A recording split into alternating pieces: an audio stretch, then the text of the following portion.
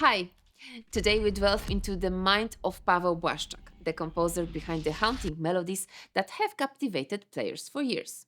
We visited Paweł's studio, where he shared stories about his work on the original soundtrack of Dying Light and what it feels like to return to this world 10 years later. It was an interesting visit filled with creativity and nostalgia. Hi, I'm Paweł Blaszczak, the composer of the original soundtrack of Dying Light and Dying Light the Following. Making the soundtrack of Dying Light took a lot of time and effort. Paweł worked on it for years, just like the team developing the game. His goal wasn't just to write music, but to create a sound that felt like a natural part of the game's post-apocalyptic world.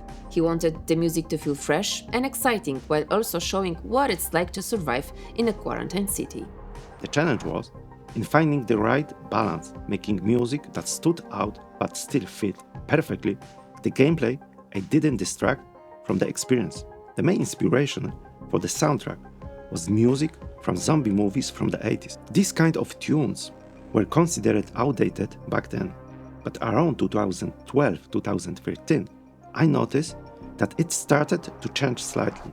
Even though it was still risky, Paweł decided to take the chance to mix retro sounds with modern elements. The team at Techland really liked it, and he felt confident it would resonate with players too. The retro style I used wasn't naturally suited for the tension and fear, so I had to add modern elements like big drums and powerful synth sounds to create the feeling I was looking for. For many players, one of the most recognizable tracks from the soundtrack is the main menu music. But is Horizon Paweł's favorite composition as well? We asked him about it.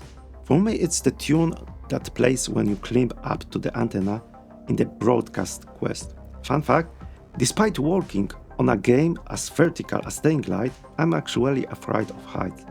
Testing and fine-tuning that section always made me nervous, so to calm myself, I chose a gentle track for that moment.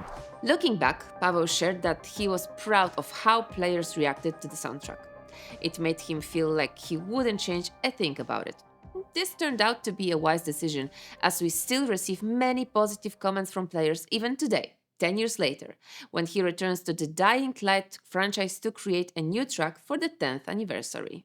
I was very happy when Techland reached out to me to create a new track for the 10th anniversary of Dying Light. Returning to the game after a decade felt very nostalgic, but at the same time challenging. Paweł shared that his main inspiration for the new track came from the Dying Light menu piece, Horizon. I started there, but since this is the anniversary celebration, I wanted to express some of the elements the series is known for: epic combat moments and energetic chase sequences. I didn't want to introduce completely new motifs. I blended modern elements with a greater, more intense sound to elevate the experience. The composer explained that he crafted moments that felt bigger and more dramatic, building to a powerful climax with full orchestra sounds while still maintaining the synthesizer tones.